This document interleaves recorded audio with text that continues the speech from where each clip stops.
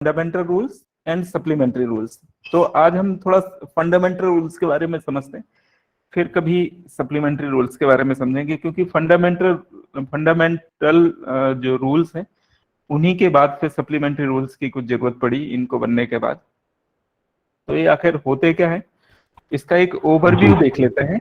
आज बहुत डिटेल में नहीं जाएंगे, बस ये है कि हमको एक बार आइडिया लग जाए दिमाग में कि क्या फंडामेंटल रूल्स होते हैं, तो उससे हमको चीजें आगे कभी कोई चीज हम पढ़ते हैं, कई सर्कुलर्स आते हैं उसमें लिखा रहता है कि इस रूल के तहत ऐसा, इस रूल के तहत ऐसा, तो वो फिर हमें थोड़ी थोड़ी चीजें समझ में आने लगती हैं। बाकी ये वाली बात पहले से ही क्लियर है कि हमें रूल नंबर्स बहुत ज्यादा याद करने की जरूरत नहीं है। बस ये है कि जब हम पढ़ते हैं तो कुछ चीजें तो ऑटोमेटिकली जो याद हो जाती हैं, बस उतनी याद रखनी है। तो व्हाट आर फंडामेंटल रूल्स? तो fundamental rules are the set of general rules by which all government servant whose pay is debitable to the civil estimate. These rules had been brought into force with effect from 1st January 1922. There are a total of 130 fundamental rules, starting from fundamental rule 1 to fundamental rule 130.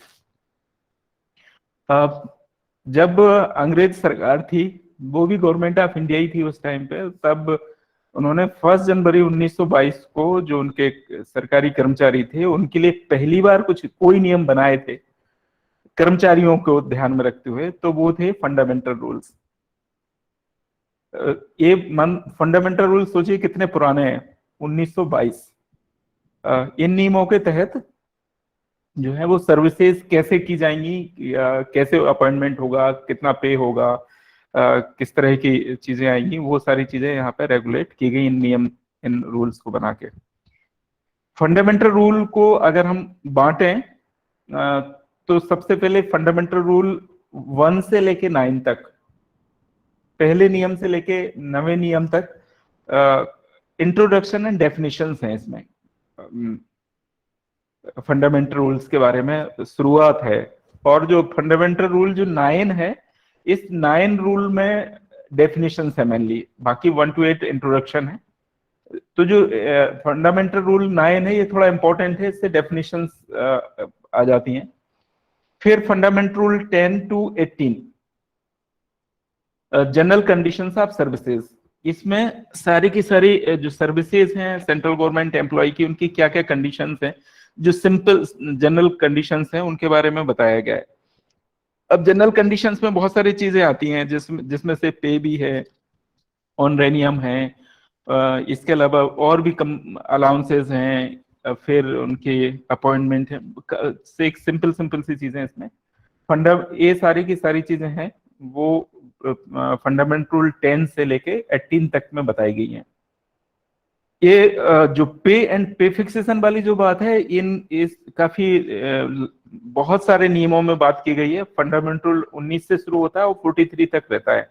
इसमें ये वाला जो है, जब भी हम लोग इसको पढ़ते हैं तो इसमें रूल नंबर 22 बड़ा बार बार आता है। अगर आप देखेंगे तो रोल नंबर 22 जो है वो पे फिक्सेशन से रिलेटेड है और उसके बारे में काफी बात होती रहती है। बट 19 से लेके 42 तक पे और पे फिक्सेशन के बारे में बात हुई है। इसके अलावा एडिशन टू पे, माना जो नॉर्मल पे होता है उससे कुछ एक्स्ट्रा पे भी कभी कभी दिया जाता है कुछ कंडीशंस में, उन सब के बारे में बात की गई है फंडामेंटल रूल 44 से लेके 48 तक। फिर एक कॉम्बिनेशन ऑफ अपॉइंटमेंट, ये फंडामेंटल रूल 49 में बात की गई है। कॉम्बिनेशन ऑफ अपॉइंटमेंट का मतलब होता है कि कई बार एक एम्प्लॉय को 2 पोस्ट एक साथ दे दी जाती हैं, 3 तो उसको मतलब 2 अपॉइंटमेंट को एक साथ कर दिया गया। कभी कभी हायर पोस्ट का चार्ज दे दिया जाता है फुल, या कुछ इस तरह की उनको जोड़ दिया जाता है। नाम से ही पता है, ये फंडामेंटल रूल 49 में बात की गई है। इसके अलावा deputation out of India, India से बाहर अगर डेपुटेशन की बात है तो वो रूल नंबर 50 और 51 में बात की गई है। डिसमिसल, रिमूवल एंड सस्पेंशन, मतलब डिसिप्लिनरी जो चीजें हैं उनके बारे में फंडामेंटल रूल 52 से रूल नंबर 55 में बात की गई है। फिर जो रिटायरमेंट के बारे में बात की गई है फंडामेंटल रूल 56, एंड 57। हालांकि इसमें पूरा का पूरा एक सीसीएस पेंशन रूल फिर लागू किया गया, पर मूल जो बात है, इंपॉर्टेंट बात जो शुरुआत हुई है पेंशन वाली, वो फंडामेंटल रूल 56 में आती है। और इसमें आजकल एक रूल गवर्नमेंट का ये भी 56J 56K इस तरह के लेटर्स आ रहे हैं, जिसके तहत कि भाई उनको अगर वो फिट नहीं है सर्विस में तो उनको रिटायर करने वाली बात, वो यहीं पर बात, इन्हीं रूल्स में बात उनके बारे, इसके बारे में बात की गई है। फिर अगर हम बात करें रूल नंबर 58 टू 104, जो रूल नंबर 58 से 104 तक हैं, ये सारे रूल्स एट प्रेजेंट अब नहीं है, जो पहले कभी थे उनकी जगह ले ली है सीसीएस लीव रूल 1972 ने, जिसको हम पहले ही पढ़ चुके हैं, सीसीएस लीव रूल 1972। अब उसकी जगह, इन रूल्स की जगह, पहले लीव से संबंधित ही रूल हुआ करते थे, तो इनको डिलीट करके नए पूरा का पूरा एक सीसीएस लीव रूल चैप्टर बना दिया गया है। उसी तरह से रूल नंबर 105 टू 107 तक के जो रूल हैं वो इनको भी डिलीट कर दिया गया, और अब वो सीसीएस ज्वाइनिंग टाइम रूल कहलाते हैं 1979, इसको भी हम लोग पढ़ चुके हैं। फॉरेन सर्विस के बारे में बात की गई है 109 टू 127।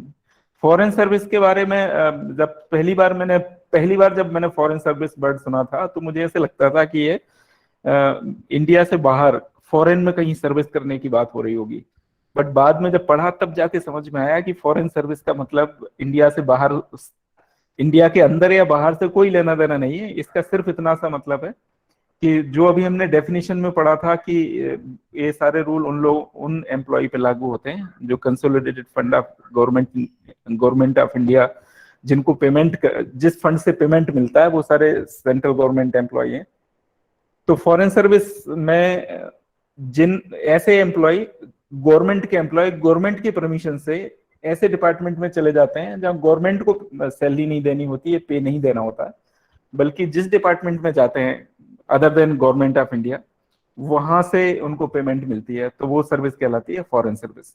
इसके बारे में सारे रूल्स जो दिए गए हैं वो 109 टू 127 तक। और जो सबसे लास्ट के 128 टू 130 वाले जो रूल्स थे वो अब नहीं है, वो सर्विस अंडर लोकल फंड। ये टोटल मिला के 1 से लेके 130 तक के जो फंडामेंटल रूल्स हैं, 130 1 से लेके 130 तक, उनको कुछ इस तरह से हम डिवाइड कर लेते हैं। मेन जो टॉपिक्स हैं, तो कुल मिला के हम इनको 8 हिस्सों में हमने बांटा है। इन हिस्सों में हम आगे पढ़ाई करेंगे। आज जो है वो हम थोड़ा सा समझ लेते हैं। इंट्रोडक्शन, सबसे fundamental rule 1, introduction to fundamental rules या एप्लीकेबिलिटी ऑफ फंडामेंटल रूल्स। तो these rules come into force from 1 January 1922। 1922 की, मतलब जो फर्स्ट डे था 1922 का, उसी दिन से ये रूल्स जो हैं वो फोर्स में आए, इफेक्ट में आए, इस दिन से लागू हुए। ये वाली बात रूल नंबर 1 में कही गई है। रूल नंबर 2 क्या कहता है? Applicability of the fundamental rules, किस किस पर ये एप्लीकेबल होते हैं। तो ये रूल कहते हैं कि these rules apply subject to the provision of rule to all government servant whose pay is debitable to civil estimate and to any other class of government servant to which the president may by general or special order declare them to applicable. एक condition तो ये सीधी सीधी simple सी बात बोली गई है कि अगर civil estimate से उनका पेमेंट होता है गवर्नमेंट के खाते से, तो वो सेंट्रल गवर्नमेंट एम्प्लॉय होते हैं। और साथ में दूसरी बात कही गई है कि अगर प्रेसिडेंट ऑफ इंडिया कोई भी रूल बना के किसी भी व्यक्ति को सेंट्रल गवर्नमेंट एम्प्लॉय बना सकता है। ये प्रेसिडेंट के पावर में होता है कि वो किसी को भी एक स्पेशल, हाँ जी,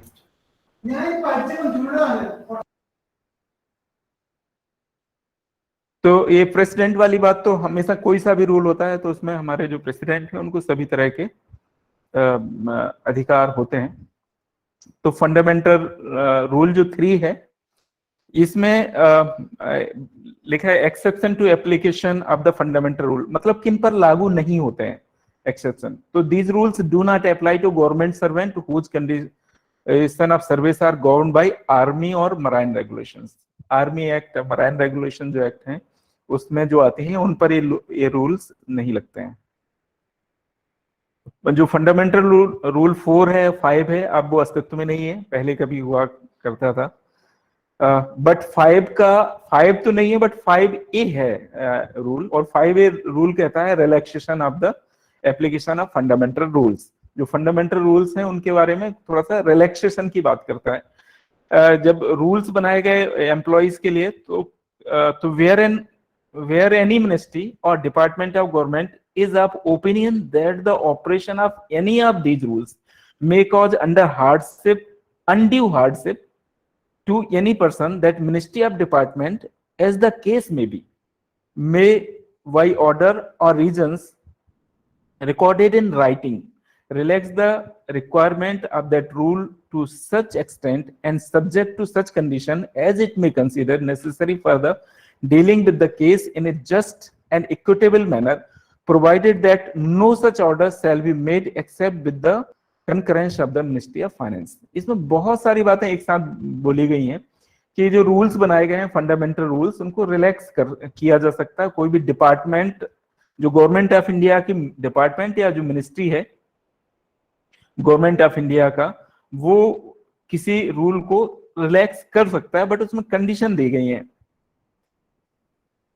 कब दे सकता है? जब उसको ऐसे लगे कि इस फंडामेंटल रूल की वजह से अनड्यू हार्डशिप हो गई है, मतलब उस रूल की वजह से इस तरह की स्थिति बन गई है कि वो कुछ खास तरह के एम्प्लॉय जो हैं वो एक खास तरह का रोल काम परफॉर्म ही नहीं कर पा रहे हैं, किसी गवर्नमेंट का जो वर्क है उसको ठीक से परफॉर्म नहीं कर पा रहे हैं, बहुत हार्डशिप हो गई उस रूल्स की वजह से, तो वो रिलैक्स कर सकते हैं।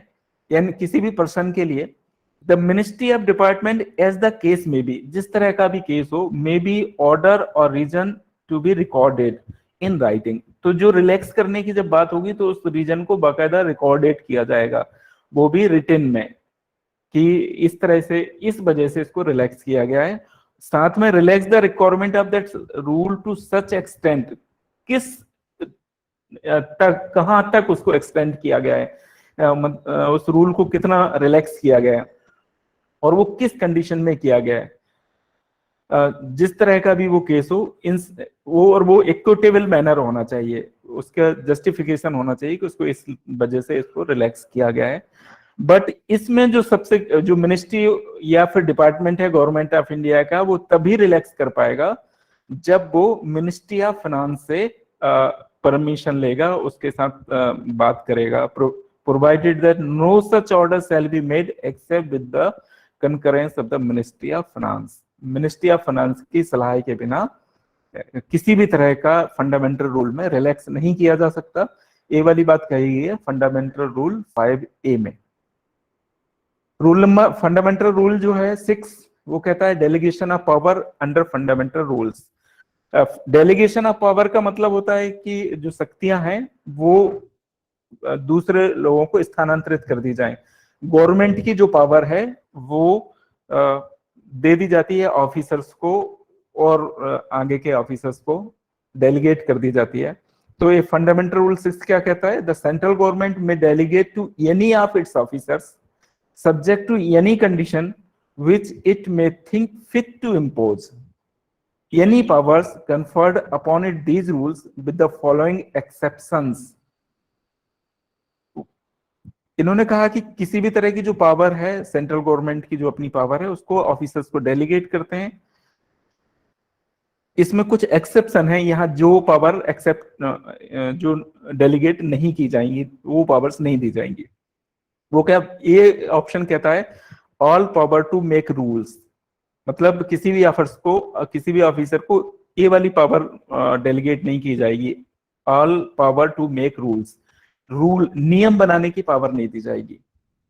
बी ऑप्शन कहता है the other powers conferred by rule number 696 rule number 44, 45A, 45B, 45C, 83, 108, 119, 121 and 127C। मतलब इन रूल्स के अंतर्गत जो फंडामेंटल रूल्स हैं, ये फंडामेंटल रूल्स जो हैं, इनको भी इनकी पावर्स भी डेलीगेट नहीं की जाएगी। इसमें ज्यादातर तो डिलीट हो गए, जैसे रूल नंबर 44 है, इसमें ये वाली बात बोली गई, रूल नंबर 44 है, जैसे रूल नंबर 44 तो एक कंपनसेटरी अलाउंस के बारे में है रूल नंबर फंडामेंटल रूल। जब फंडामेंटल रूल 44 पढ़ेंगे तो और फिर डिटेल में पढ़ेंगे। बाकी इसमें सामान्य सी बात ये कही गई कि compensatory allowance subject to the general rule that the amount of the compensatory allowance should be so regulated that the allowance is not on the whole a source of the profit to the recipient. The central government may grant such allowances to any government servant under its control and may make rule prescribing their amounts and the conditions under which they may be drawn. ये compensatory allowance employ को profit के लिए नहीं दिए जाते हैं, उसकी कुछ जो हार्डशिप है उनको कंपनसेट, नाम से ही पता है कंपनसेटरी अलाउंस, उनकी जो एक्स्ट्रा खर्चे हो जाते हैं तो उनको कंपनसेट करने के लिए अलाउंसेस दिए जाते हैं। तो इस जो FR 44 है कंपनसेटरी अलाउंस से रिलेटेड, कौन कौन से कंपनसेटरी अलाउंस होंगे और कौन से नहीं होंगे, कितना दिया जाएगा, ये इसकी जो पावर है वो किसी भी ऑफिसर को डेलीगेट नहीं की जाएगी, ये डिसाइड गवर्नमेंट ऑफ इंडिया ही करेगी। इसी तरह से रूल नंबर 121 है, फॉरेन सर्विस के बारे में है। तो फॉरेन सर्विस में जो फॉरेन सर्विस, तो इस मामले में भी यही कहा गया है कि इससे संबंधित जो भी चीजें हैं वो government of India he decide करेगी, किसी ऑफिसर को इसके बारे में डेलीगेट नहीं की जाएगी इसकी पावर, कि कोई भी ऑफिसर जो है वो दूसरे जो फॉरेन एम्प्लॉयर है उससे बिना परमिशन के वो वहां से कुछ एक्सेप्ट नहीं कर सकता है। इसके अलावा जो रूल नंबर 127 है, ये लगभग लास्ट है क्योंकि 128 और 129, 130 तो डिलीटेड है। इसके बारे में ये वाली बात कही गई है कि जो एस्टेब्लिशमेंट बनाता है, कोई नया एस्टेब्लिशमेंट चालू करती है कोई गवर्नमेंट, तो उससे संबंधित जो भी बातें होंगी वो गवर्नमेंट ही डिसाइड करेगी। कोई नया रूल नंबर 7 क्या कहता है, consultation with ministry of finance, जो अभी पिछले बात की गई थी no power of may be exercised और delegated under these rules except after consultation with the ministry of finance. It shall be open to that ministry to prescribe by general or special order cases in which its consent may be presumed to have been given. मतलब किसी भी तरह का FR fundamental rule से related कोई बात होगी, कोई किसी भी तरह की कोई पावर को एक्सरसाइज करना होगा या कोई पावर डेलीगेट करनी होगी, तो कंसल्ट करना होगा फाइनेंस मिनिस्ट्री से, उसके बिना ये नहीं हो पाएगा। फंडामेंटल रूल 8 कहता है power of interpretation of fundamental rules. इसको अगर कोई भी फंडामेंटल रूल है उसमें कोई कंफ्यूजन है तो उसको इंटरप्रेट करने की जो पावर होगी वो प्रेसिडेंट के पास होगी कि इसका असली मीनिंग ये है। इसका मतलब है कि आगे से जो है ना, आप लोग मुझसे कभी पूछेगा मत कि इसका क्या मीनिंग होता है।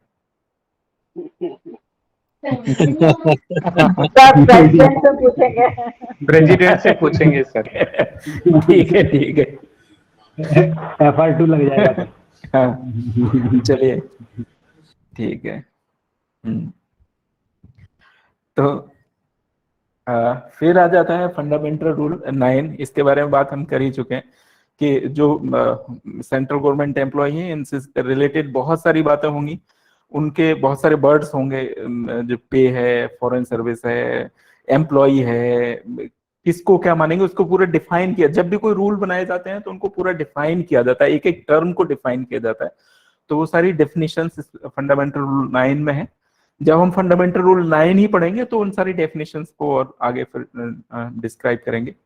अभी कुछ और बातें आगे के जो कौन कौन से रूल में क्या क्या बात की गई है, सामान्य सी जानकारी ले लेते हैं। फंडामेंटल रूल 10 जो है वो कहता है कि रिक्वायरमेंट ऑफ मेडिकल सर्टिफिकेट। हमको सबको पता है कि जब हम गवर्नमेंट का जॉब ज्वाइन करने आए थे तो हमसे सबसे पहले हमारा मेडिकल सर्टिफिकेट मांगा था, और उस मेडिकल सर्टिफिकेट के बिना हमको सर्विस में ज्वाइन नहीं करने देते हैं। तो इसके सर्विस ज्वाइन करने में मेडिकल सर्टिफिकेट कौन बनाएगा, फिर वो कब देना होगा, तब वो ज्वाइन कर पाएगा कैसे, इन सारी चीजों को नियम जो हैं वो इस रूल में दिया गया है, फंडामेंटल रूल 10 में। फिर government servant is whole time employment, rule number 11 कहता है। अ, इसमें रूल 11 जो है वो ये कहता है कि अगर गवर्नमेंट सर्वेंट है तो वो 24 घंटे का उसकी ड्यूटी है। ये इस तरह की कुछ बात जो है वो इसमें फंडामेंटल रूल 11 में की गई है। फंडामेंटल रूल 12 जो है वो सेसेशन ऑफ लियन, लियन के बारे में बात की गई है कि ये रूल नंबर 12 और 13 दोनों लियन के बारे में है। अच्छा, एक बात है कि आप लोगों में से कोई बताएगा कि लियन क्या होता है, कोई भी? हाँ अधिकार सर, होता जैसे है, जब पोस्ट पे अधिकार आपका। नहीं आपका, हाँ, मतलब अगर आप अगेंस्ट उस दूसरे पोस्ट दूसरे कोई दूसरा एम्प्लॉय नहीं हो सकता है। नहीं, ये 2 साल के लिए सर आपका राइट होता है प्रीवियस वाली पोस्ट पे, जब आप दूसरा कोई नई जॉब ज्वाइन करते हैं तो। Through proper channel. चलिए चलिए, 1 मिनट रेज हैंड करके बात कर ले, नहीं तो सब लोग डिसाइड नहीं कर पाए। अजय सर, आप क्या कह रहे हैं? सर इसमें क्या होता है, आपको ये राइट होता है, आप अपनी जो एक जब दूसरी नई गवर्नमेंट पोस्ट पे जाते हो तो पिछली पोस्ट पर आपको लियन होता है कि आप दोबारा से उस पोस्ट पे जा सकते हो। तब तक उस पोस्ट को ब्लैंक रखा जाएगा आपके लिए और गवर्नमेंट उसको फिल नहीं करेगी। आप एक टाइम पीरियड के दौरान अगर आपको 2 साल के अंदर अगर आपको नई जो वो ज्वाइन की है वो नहीं पसंद आई है या कोई प्रॉब्लम हुई है तो आप दोबारा से पुरानी जॉब को वापस ज्वाइन कर सकते हो। तब तक उसे फिल नहीं किया जाएगा जी परमानेंट बेसिस पर। जी जी, बहुत ऐसा कुछ बढ़िया। है। अच्छा जी जी, सत्या मैम आप क्या कर रही हैं? सर लेकिन इसमें कंडीशन है कि अगर आपने थ्रू प्रॉपर चैनल अप्लाई किया हो तब। अच्छा ठीक है जी, बढ़िया। सर ब्रजेश जहाँ सर? तक मुझे समझ आता है। बिल्कुल बिल्कुल, ब्रजेश सर? सर इसमें ये है कि अगर जैसे ही आपका प्रोबेशन पीरियड, जहाँ पे नई पोस्ट पे आप गए हैं नए जॉब में, अगर प्रोबेशन जी पीरियड वहाँ आपका अगर कंप्लीट हो जाता है और आप रेगुलराइज्ड हो जाते हैं तो आपका लियन जो है ऑटोमेटिकली यहाँ से टर्मिनेट हो जाएगा। अच्छा अच्छा, ठीक है, बिल्कुल सही। Anil Sharma sir? It may be extended for 1 more year, sir. In अच्छा if अच्छा, ठीक है। जी sir. बिल्कुल सही। अच्छा, क्या कह रहे हैं अजय सर जो बता रहे थे? अजय सर, मैं आपसे एक सवाल पूछना चाहता हूँ। अभी ये सर। अभी अभी आप गवर्नमेंट जॉब में हैं? ये सर। अभी अभी आपके पास लियन है या नहीं है? नहीं सर, अभी मेरे पास लीन नहीं है, लीन नहीं है। वो लीन जो मिलता है वो मतलब जो रूल्स मैंने पता किए थे उसके अकॉर्डिंग तो बताया गया था, जब आपका प्रोफेशन क्लियर हो जाता है उसके बाद लीन मिलता है। लेकिन उसमें एक और भी प्रॉब्लम थी, जब मैंने पता किया तो एक जगह ये कहीं पर सर्कुलर भी देखा था कि आपको कम से कम 5 साल हो जाने चाहिए उसके बाद आप लीन के लिए एलिजिबल होते हैं, उससे पहले नहीं होते हैं। चलिए ये ठीक, मुझे ध्यान नहीं, हाँ हाँ ऐसा कुछ था सर। चलिए चलिए चलिए। तो इतने हम सभी लोग, सभी साथियों से बात करने के बाद हमको ये पता चला है कि लियन जो है, जब कभी एक परमानेंट जॉब को छोड़ के दूसरे गवर्नमेंट जॉब में जाते हैं तो बीच में हमको 2 साल का लियन पीरियड मिलता है। बस ये वाली बात हमको सबको इसलिए लगती है क्योंकि हम सब जब भी बात होती लियन की, जब भी बात होती है तो जब कभी भी एक सर्विस से दूसरे सर्विस में जाते हैं तभी इसकी जरूरत पड़ती है और तभी हमें पता लगता है कि हाँ, ये लियन चीज बड़ी इंपॉर्टेंट है। एक्चुअल में लियन का अर्थ इतना ही नहीं है। जैसे ही हम गवर्नमेंट जॉब में आ जाते हैं तो गवर्नमेंट जॉब में आने के बाद अभी एट प्रेजेंट हम सारे गवर्नमेंट एम्प्लॉय, जितने भी गवर्नमेंट एम्प्लॉय है, उन सबके पास ऑलरेडी उस पोस्ट का लियन है। अगर विदाउट लियन हम लोग जॉब नहीं कर सकते हैं। मतलब जब हम छुट्टी पर होते हैं 10 दिन की या जितने भी दिन की, तो उस टाइम पे भी हम लियन पीरियड में ही होते हैं। अब जब हम ज्वाइनिंग पीरियड अवेल कर रहे होते हैं उस टाइम पे भी हम लियन में ही होते हैं। मतलब एवरी डे ज्वाइनिंग करने से लेके जब तक कि हम गवर्नमेंट जॉब में होते हैं तब तक हमारे पास उस पोस्ट का लियन होता है। मतलब उस पोस्ट को नाम से हिंदी में उसको करते हैं ग्रहणाधिकार, या इंग्लिश में हम कहते हैं लियन। लियन का मतलब है कि हम उस पोस्ट के अधिकारी हैं।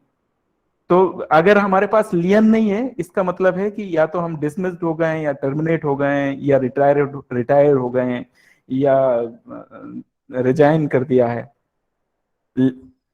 तो आई होप आप लोग समझ गए होंगे कि लियन का सिर्फ उतना ही मतलब नहीं है कि वो दो मतलब एक जॉब छोड़ के दूसरे जॉब में जाएंगे तो वो 2 साल का लियन मिलता है। वो तो एक स्पेशल कंडीशन है। जी सरिता मैम क्या कह रही हैं? सर लंबी छुट्टी का भी लियन से कुछ रिलेशन है क्या? जैसे अरे मैम, बोलते ना लियन का मतलब है कि हमारे पास इस बात का अधिकार है कि हम इस पोस्ट पर हैं, और ये सभी के पास है। लियन मतलब गवर्नमेंट सर्वेंट है तो मतलब उसके पास उस पोस्ट को धारण करने का अधिकार है, उसको हम बोलते हैं लियन। अब वो क्या हो जाता है कि जैसे ही हमने रिजाइन कर दिया तो लियन खत्म हो गया। मगर वो जो 2 साल की जो हम बात करते हैं कि 2 साल का लियन मिलता है, उसका मीनिंग ये हुआ कि हमने रिजाइन कर दिया अपनी पोस्ट से, गवर्नमेंट की किसी एक पोस्ट से, और हम दूसरी पोस्ट में जा रहे हैं। तो उस अब चूंकि हम दूसरे पोस्ट में चले गए तो उस वाली पोस्ट का लियन खत्म हो जाना चाहिए। बट ये स्पेशल प्रोविजन है कि उस पोस्ट का लियन भी हमारे पास 2 साल तक बना रहेगा। हम कुछ खास कंडीशंस पूरी करते हुए हम उसी पोस्ट पर 2 साल के अंदर वापस आ सकते हैं, क्योंकि हमारे पास अभी उस पोस्ट का लियन है। तो वो एक जो 2 साल के लियन की जो बात की जाती है वो स्पेशल प्रोविजन है। बाकी जिस दिन से हम गवर्नमेंट सर्विस में आते हैं, जिस भी पोस्ट पर, उस पोस्ट पर उसी दिन से हमारा लियन शुरू हो जाता है। और ये जो है फंडामेंटल, जो लियन की जो बात की गई है वो फंडामेंटल रूल्स में 12, 13, 14 इन सब में इस लियन के बारे में बात की गई है। सर एक क्वेश्चन पूछना था सर। जी मैडम। सर कोई पीजीटी अगर प्रिंसिपल में डायरेक्ट रिक्रूटमेंट में सिलेक्ट हो जाते हैं तो लियन मिलेगा क्या? जो 2 साल के लिए लियन लेके गया और अच्छा नहीं लगा तो पीजीटी पोस्ट में दोबारा आ गया। हाँ मैडम मिलेगा। Okay sir, thank you. Rule number जो 15 है वो कहता है transfer of service by president. President जो है सर्विस को कैसे ट्रांसफर करेंगे, कहाँ ट्रांसफर करें, कहाँ कहाँ उनके अधिकार है। 14 रह गया। हाँ रूल नंबर 14 रह गया है। रह गया। अच्छा, ये एक्चुअल में रह इसलिए गया क्योंकि इसमें ट्रांसफर ऑफ लियन की बात है। ये माने ये सारे रूल नंबर 12, 13, 14 सब लियन के बारे में, इनको डिटेल में जब भी आएगा तो लियन के बारे में पढ़ा जाएगा। हाँ रूल नंबर जो 16 है वो है contribution of provident fund and pension. माना प्रोविडेंट फंड ये सब 31 दिसंबर 2003 तक जो एम्प्लॉय है वो प्रोविडेंट फंड की स्कीम उनको कंपलसरी चूज करनी होती थी, उसके बारे में। फिर रूल नंबर 17 ट्रैवल ऑफ पे एंड अलाउंसेस, किस तरह क्या क्या पे मिलेगा, कितने अलाउंसेस मिलेंगे, कौन कौन से, उन सबको बारे में 17 में दिया गया है। इसके अलावा 17A जो है वो अनऑथराइज्ड एब्सेंस के बारे में है और ब्रेक इन सर्विस के बारे में है। Rule number 18 leave not to exceed 5 years. जो हम कई बार हम लीव रूल में हम पढ़ते थे कि भाई मैक्सिमम कितने साल तक की छुट्टी ली जा सकती है, और हम आंसर करते थे कि वो 5 ईयर्स। वो एक्चुअल में रूल नंबर जो फंडामेंटल रूल 18 है इसकी वजह से उस बात को हम करते थे कि leave not be exceed 5 years. 5 years से ज्यादा होगा तो फिर वो छुट्टी नहीं मिलेगी। वो हालांकि इसमें भी कुछ कंडीशन है कि प्रेसिडेंट चाहें तो उसको कर सकते हैं, और डिसेबल्ड हो जाता है बीमार तो 2 कंडीशन और है। रूल नंबर 19 पे नॉट टू एक्सीड सैंक्शनड पे।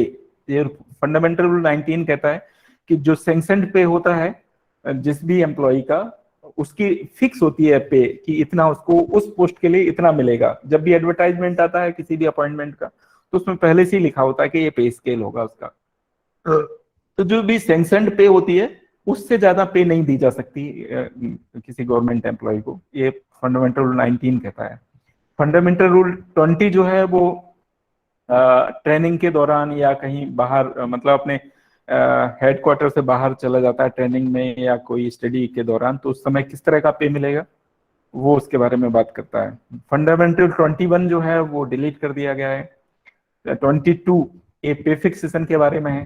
तो रूल नंबर 22 जो है किस तरह से पे फिक्स किया जाएगा, कहाँ कहाँ क्या चीजें रहेंगी उसमें, इससे संबंधित चीजें होती हैं। रूल नंबर जो 23 है, चेंज ऑफ पे of A post employees transfer, जब एम्प्लॉय ट्रांसफर होता है, ट्रांसफर के दौरान मतलब क्या किस तरह से पे में चेंज आएगा, या फिर रूल नंबर 24 है, इंक्रीमेंट को विदहेल्ड करने के बारे में है। रूल नंबर 25 जो है इसको भी डिलीट कर दिया गया है। रूल नंबर 26 है, वो है counting of service for increment. इसके बारे में भी हम लोग कई बार बात कर चुके हैं कि वो ज्वाइनिंग टाइम काउंट होता है कि नहीं होता है, इंक्रीमेंट लीव होते हैं तो इंक्रीमेंट काउंट होता है कि नहीं, और वो 6 मंथ में पूरे होते हैं। ये सारी चीजें रूल नंबर 26 के अंतर्गत आती हैं। जब भी कभी पे कमीशन लगता है तो वो उसके साथ से ये चीजें रिवाइज्ड हो जाती हैं। इंक्रीमेंट के लिए कितनी जो सर्विस है वो काउंट की जाएगी। Grant of premature increment, premature increment देने के बारे में बात की गई है रूल नंबर 27 में। रूल नंबर 28 कहता है pay on reduction to lower post.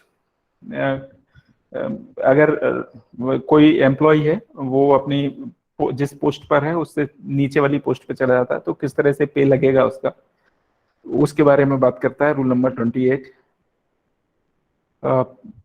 फिर 29 कहता है period of reduction to be specified, जो पीरियड कितनी अवधि के लिए रिडक्शन होगा उसके बारे में बात है 29 में। 29 ये कहता है pay on setting aside the order of reduction, जो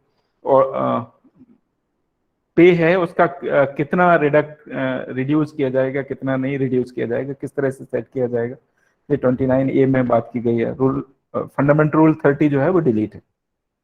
31 जो है वो कहता है pay on discovery of erroneous appointment.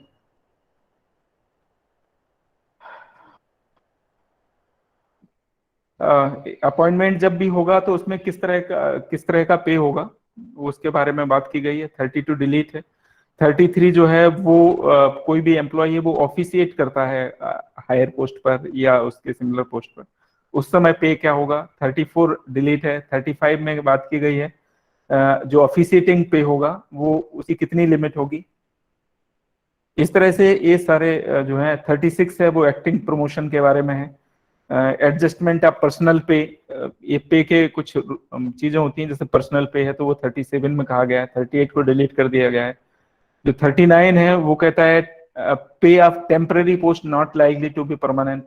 Temporary post क्या होंगी, और वो इसके अलावा pay of temporary post likely to be permanent, ये दो तरह की, एक तो ना परमानेंट की तरह ना होने वाली टेम्पररी पोस्ट पे किस तरह से पे निर्धारित किया जाएगा, और परमानेंट एम्प्लॉय जो होंगे उनकी तरह टेम्पररी पोस्ट पर किस तरह से जो है वो इस रूल में बात की जाएगी। ये कविता मैम कुछ कह रही हैं क्या?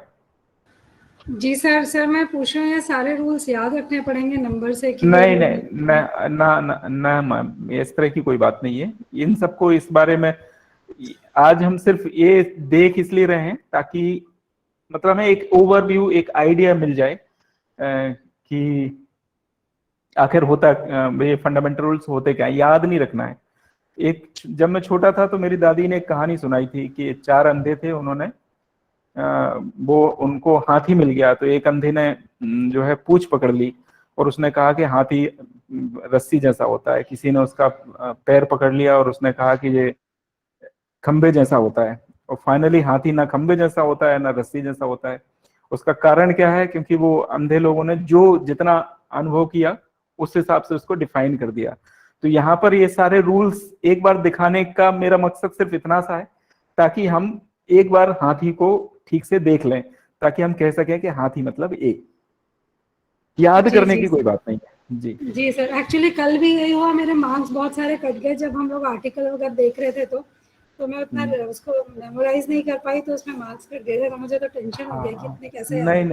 नहीं ये रूल्स ऐसे नहीं पूछे जाते हैं कि इस फंडामेंटल, हाँ जो बहुत इंपॉर्टेंट टाइप का जो होगा, जैसे फंडामेंटल रूल 22 है वो फिक्सेशन से संबंधित है या कुछ भी, तो जब हम इंपॉर्टेंट किसी भी रूल के बारे में पढ़ेंगे तो वो ऑटोमेटिकली हमें याद हो जाएगा कि भाई ये वाला रूल उससे होता है, अलग से कुछ याद नहीं करना पड़ेगा।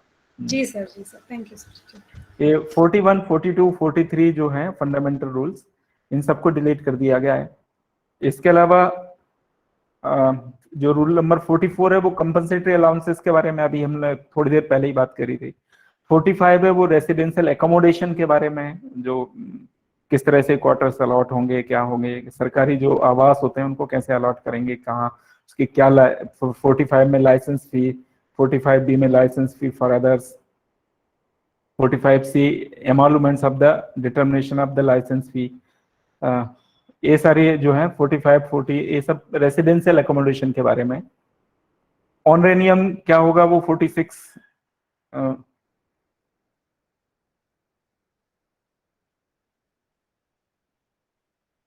रूल नंबर जो 46A है वो फी को डिफाइन करता है कि हम किसको फी कहेंगे। इसके अलावा फिर जो 46B है वो ऑनरेनियम को डिफाइन करता है। फिर जो C है फी एंड ऑनरेनियम के बारे में। मेडिकल ऑफिसर्स के बारे में 46। इसके अलावा 47 जो है वो ऑनरेनियम टू मेडिकल ऑफिसर्स। 48 जो है वो when permission not required to receive fee, कौन कौन सी चीजें, कौन कौन सी जगह होगी जहाँ पे इसको परमिशन की जरूरत नहीं है। इसके अलावा रेस्ट्रिक्शन है अप्लाइंग ऑफ पेटेंट्स, ये रूल नंबर 48A कहता है। जो FR 49 है वो पे ऑन ऑफिशिएटिंग अपॉइंटमेंट के बारे में है। ये कुछ अलग अलग तरह की जो अपॉइंटमेंट होते हैं, full charge of fire post, dual charge of identical post in same cadre, additional charge outside office, limit on pay and additional pay, no additional pay for routine duties, compensatory and sumptuary allowances।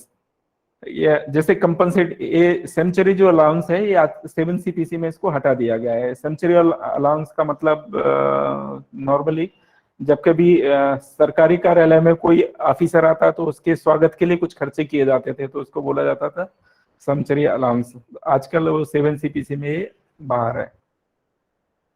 इन सब चीजों के माना जो officiating appointment होगा उनको किस तरह का, हायर पोस्ट पे होगा तो कितना पे मिलेगा, या आइडेंटिकल एक पोस्ट है और एक दूसरी पोस्ट भी दे दी गई है तब क्या होगा, इन सब चीजों के बारे में रूल नंबर 49 में पढ़ेंगे। रूल नंबर जो 50 है वो कहता है requirement of approval from central government, किन किन चीजों में सेंट्रल गवर्नमेंट के अप्रूवल की जरूरत पड़ेगी। रूल नंबर 51 कहता है पे एंड अलाउंसेस के बारे में, मतलब जब कभी जो एम्प्लॉय है वो डेपुटेशन पे होता है उस कंडीशन में। डेपुटेशन इंडिया में भी हो सकता है, फॉरेन कंट्री में भी हो सकता है, क्योंकि गवर्नमेंट ऑफ इंडिया के ऑफिसेज फॉरेन कंट्रीज में भी होते हैं। तो वो डेपुटेशन पूरा का पूरा जो रूल नंबर 51 है वो डेपुटेशन के बारे में है। इसके अलावा 52 वो सब ए फॉर उसी में है, पे अलाउंस डेपुटेशन के बारे में। फिर 53 है इंटाइटलमेंट ऑन सस्पेंशन, सस्पेंशन के दौरान क्या रहेगा, ये सब जो आ जाते हैं। इसके बाद यहाँ पर एक तरह की जो डिसिप्लिनरी प्रोसीडिंग्स उनके बारे में बात होने लगती है। Pay on reinstatement and appeal, pay on reinstatement court order, pay on reinstatement due course, no leave while under suspension, ये सारी की सारी जो चीजें हैं वो हम डिसिप्लिनरी जो प्रोसीडिंग्स होंगी उन सभी में ये यहीं से ली गई हैं। जब आप स्वामी हैंडबुक देखेंगे तो उसमें एक चैप्टर है डिसिप्लिनरी वाला, जो चैप्टर है वो सबको वहां पर लिया गया है। जो फंडामेंटल रूल 56 है ये पूरा रिटायरमेंट के बारे में है कि कब रिटायर्ड होगा। डेट ऑफ रिटायरमेंट के बारे में भी हम लोग कई बार बात कर चुके हैं कि 1 जून को अगर मान लीजिए किसी की बर्थ है तो वो 31 मई को रिटायर्ड हो जाएगा। इस तरह की जो बातें हैं वो यहाँ से आई हुई है, रूल नंबर 56 में ये सारी बातें लिखी हुई हैं। मिलिट्री या सिविल डिपार्टमेंट किस तरह से करेंगे। फिर ये रूल नंबर 58 टू 104 तक डिलीट कर दिया गया, उसकी जगह हम पढ़ चुके हैं CCS लीव रूल। इसके अलावा रूल नंबर जो 105 टू 107 तक है इसको भी डिलीट कर दिया गया है। इसको हम ज्वाइनिंग टाइम रूल में के बारे में हम पढ़ चुके हैं। 108 जो रूल है वो नो पे after expiry of joining time, joining time के बाद पूरा ज्वाइनिंग टाइम एक्सपायर हो जाता है तो उसके बाद पे नहीं मिलेगा, इसके बारे में रूल नंबर 108 कहता है। और अपॉइंटमेंट के टाइम पे ज्वाइनिंग टाइम किस तरह से रेगुलेट होगा वो 108A कहता है। फिर उसके बाद यहाँ से 109 एकदम अभी जैसे शुरुआत होती है जब कभी भी रूल की, तो उसमें किस किस को एप्लीकेबल होगा, किस किस को एप्लीकेबल नहीं होगा, इस तरह की बात होती है। यहाँ पे फंडामेंटल रूल 109 में एप्लीकेबिलिटी दोबारा से आ गई। उसका रीजन ये है क्योंकि उस यहाँ से शुरू हो जाता है फॉरेन सर्विस। तो फॉरेन सर्विस पर कौन कौन से रूल, फॉरेन सर्विस पे कहाँ कहाँ किस तरह से लागू होंगे, उसके बारे में 109 जो फंडामेंटल रूल है इसमें बताया गया है। इसके अलावा 1010, 1110, 110 नंबर का sanction of transfer to foreign service, admissibility transfer to foreign service, transfer of foreign service while on leave, foreign service के बारे में जो भी बातें हैं ये सब 110, 11, 12, 13, 14 इनमें बात की गई है। पूरा का पूरा फॉरेन सर्विस हम अलग से ही पढ़ेंगे। उस समय जो फॉरेन सर्विस में होता है तो चूंकि गवर्नमेंट में वापस आ सकता है तो उसके पेंशन को वहां से कंट्रीब्यूशन मिलता है। 115 में इसके बारे में बात की गई है।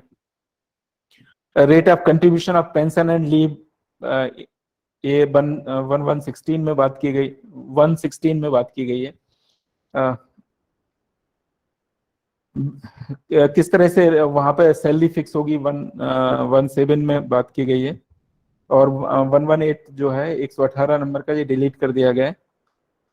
119 नंबर का जो है remittance of contribution and interest. इसके अलावा 120 नो राइट ऑफ विदहोल्ड और रिफंड कंट्रीब्यूशन, इन सब चीजों, ये सब फॉरेन सर्विस के बारे में बात है। इसके अलावा ग्रेच्युटी मिलेगी नहीं मिलेगी ये 121 में बात की गई है। फॉरेन सर्विस में लीव कैसे रेगुलेट होगी वो 122 में बात की गई है। 123 में भी लीव के बारे में ही बात है, अगर वो आउटसाइड इंडिया से बाहर फॉरेन सर्विस में चला जाता है उस टाइम पे। 124 में पे ड्यूरिंग नॉट कंसिडर्ड फॉर पे फिक्सेशन। 125 क्या कहता है, रिटर्न फ्रॉम फॉरेन सर्विस से वापस आएंगे तो किस तरह की प्रोसेस होगी। 126 जो कहता है पे and contribution after return from foreign service. 127 कहता है recovery of cost of additional establishment. ये लास्ट जो फंडामेंटल रूल है, recovery of cost of additional establishment. और इसके बाद 128, 129, 130 ये डिलीटेड है। तो आज बहुत ऐसे हुआ कि बस हाँ ठीक है। चलिए जरा इसमें से कुछ चीजें कुछ याद अगर रह गई हैं तो जरा इनको जो है जरा पोल स्टार्ट करता हूँ, जरा इन पर कुछ देख लेते हैं कि जो हमने बड़े सरफेसली देखा है उसमें से हमें कितना याद हुआ है। तो जरा इस जो पहला क्वेश्चन है, fundamental rules coming to force with effect from, इसके लिए जरा जल्दी से वोट कर दीजिए।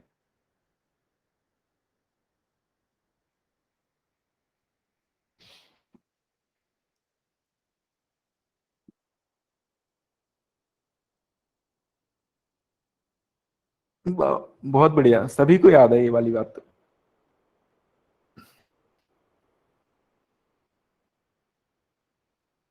याद करने के लिए कई बार हमको ऐसे लगता है कि जब हम बहुत प्रेशर डालते हैं तो याद होता है, जबकि सच्चाई ये है कि जब हम बहुत रिलैक्स्ड होके कोई भी चीज को देखते हैं तो वो हमें ज्यादा अच्छे से याद रहती है। तो कभी भी किसी भी रूल को या कोई भी चीज को बहुत टेंशन लेके याद नहीं करना है। और आप लोगों ने बिल्कुल सभी ने सही आंसर दिया है, और इसका जो आंसर है वो है बिल्कुल 1 जनवरी 1922। चलिए सेकंड क्वेश्चन जो है वो है the fundamental rules are applicable to. Fundamental rules किस किस पर एप्लीकेबल होते हैं? फर्स्ट है government servant whose pay is debitable to civil estimate. Second option, to any class of government servant to which the president may be general or special order declared to be applicable. Third option, civilian temporarily transferred to service paid from defense estimate.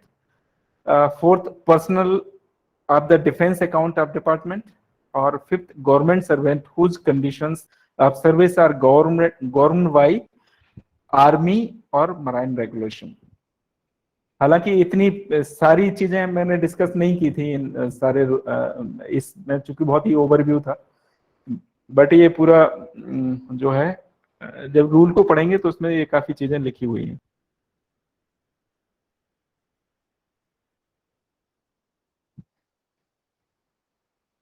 किस पर applicable होते हैं, जल्दी से vote कर दीजिए please. किन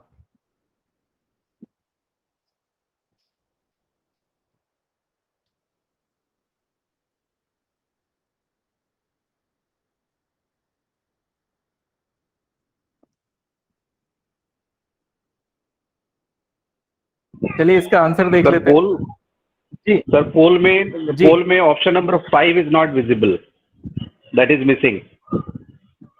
okay okay okay okay 4 भी मिसिंग था सर। हाँ, इसलिए मैंने ऑल ऑफ दी अबव मार दिया। एनीवे हाँ हाँ हाँ हाँ ठीक ठीक, कोई बात नहीं sir.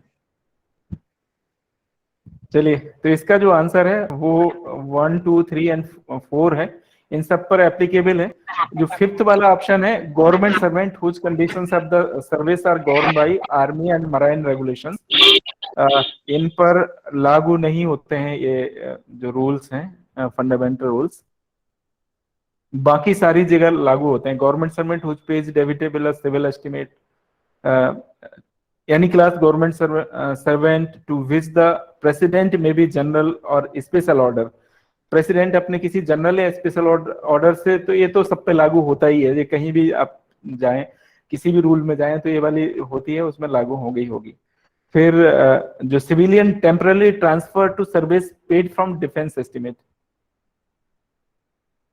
Civilian temporary transfer to service paid from, तो इसमें जब सिविलियन वाली बात आ जाती है ना तो इन सब में लगता है। Personal of the defence account department, जो डिफेंस का जो अकाउंट डिपार्टमेंट है उनको भी सीसीएस रूल में ही आते हैं चूंकि, तो वो जितने भी सीसीएस वाली जो बातें हैं वो सब फंडामेंटल रूल में भी होती हैं। जी कविता मैम कुछ कह रही हैं क्या? जब तक अगला प्रश्न देख लें। कविता मैम अगला प्रश्न है ये। अच्छा सर मैं पूछ सकती हूँ अभी? ओ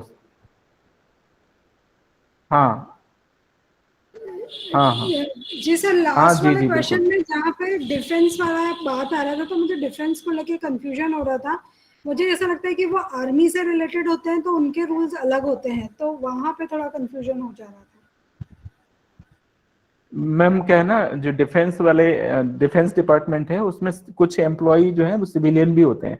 जैसे एक MES डिपार्टमेंट होता है, मिलिट्री इंजीनियरिंग सर्विस, उसमें काफी सिविलियन एम्प्लॉय होते हैं उनके, तो वो सब इन्हीं रूल्स में उन सब पर यही रूल लगते हैं।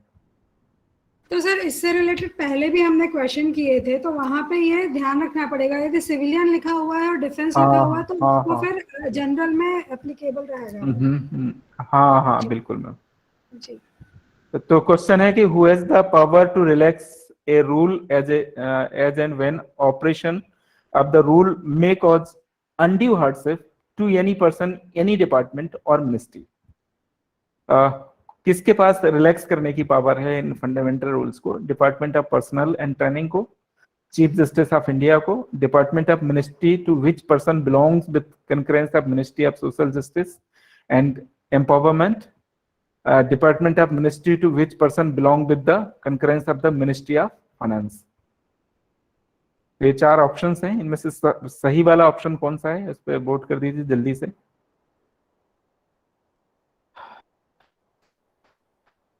जी आप बिल्कुल सही हमारे जो मैक्सिमम साथी हैं उन्होंने बिल्कुल सही आंसर दिया है। इसको रिलैक्स करने की पावर जो गवर्नमेंट ऑफ इंडिया के जो डिपार्टमेंट और मिनिस्ट्रीज हैं उनके पास होती है, बट क्या है, person belong with concurrence of the ministry of finance. Ministry of finance से सलाह के बाद, उनसे अप्रूवल लेने के बाद ही वो उनको रिलैक्स कर सकते हैं। बिल्कुल, तो इसका जो सही आंसर है वो 4th ऑप्शन है, डी। चलिए नेक्स्ट क्वेश्चन। नेक्स्ट क्वेश्चन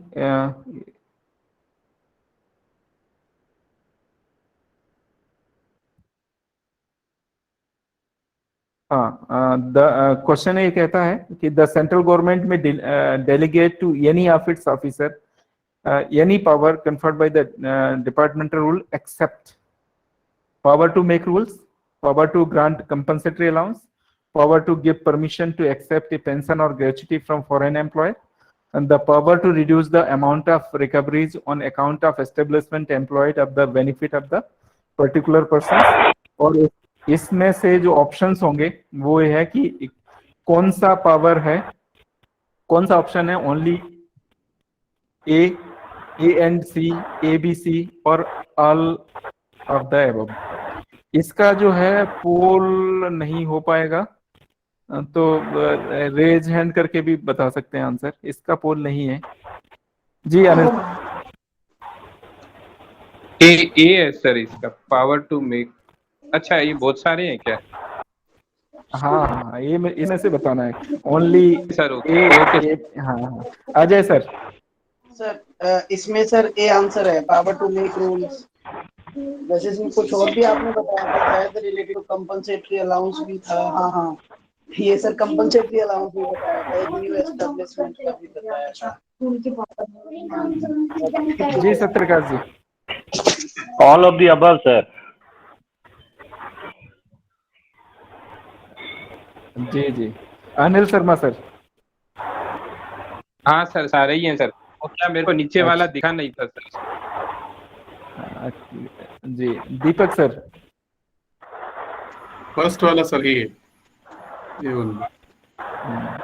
इसमें जो आंसर है वो है all of the above.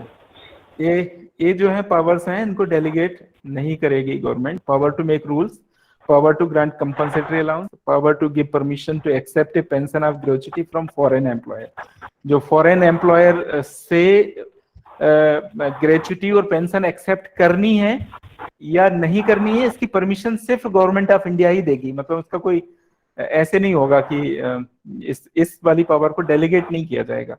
the power to reduce the amount of recoveries on account of establishment employed of the, ये जो रूल FR 27 जो हमने पढ़ा था 127 जो सबसे लास्ट वाला है, उसमें ये वाली बात लिखी गई है। इसको भी जो है, इसकी भी पावर को डेलीगेट नहीं किया जाएगा FR 127 को, डी नंबर वाला। तो इसमें किसी भी पावर को डेलीगेट नहीं किया जाएगा।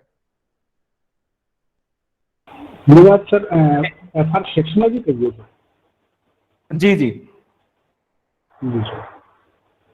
हाँ, नेक्स्ट क्वेश्चन है, पावर में बी एक्सरसाइज्ड और delegated under fundamental rule after consultation with. इसका पोल है, पोल कर दीजिए जल्दी से। किससे कोई भी किससे कंसल्ट किया जाएगा अगर कोई पावर को डेलीगेट किया जाता है तो? अनिल शर्मा सर कुछ कह रहे हैं क्या? सॉरी सर, वो गलती से रह गया। हाँ, कोई बात नहीं सर। जल्दी से, ये बहुत ही सबसे आसान आंसर है आज के लिए। अभी कभी कोई भी पावर डेलीगेट करनी हो तो वो किससे कंसल्ट किया जाएगा, तभी पावर डेलीगेट की जाएगी।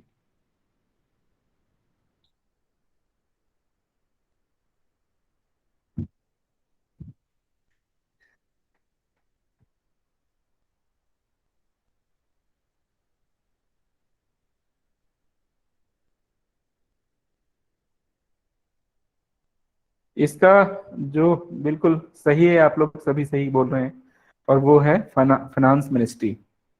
फाइनेंस मिनिस्ट्री से कंसल्ट किया जाएगा, उसके बाद ही पावर डेलीगेट की जाती है।